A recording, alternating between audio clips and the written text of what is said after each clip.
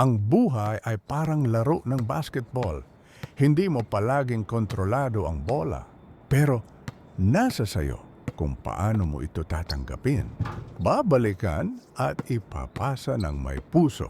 Minsan, matatalo ka sa isang laban, mabibigo, masasaktan, o mapapagod.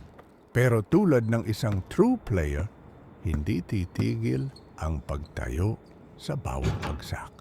Ang bawat missed shot ay pagkakataong matuto.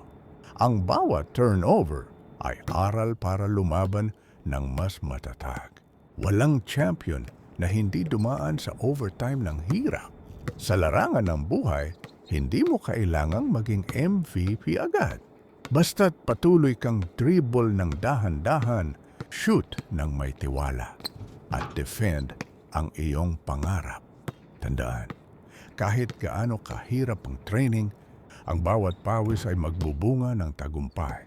Hindi ka man makapuntos ngayon, ang mahalaga ay naglalaro ka, hindi sumusuko.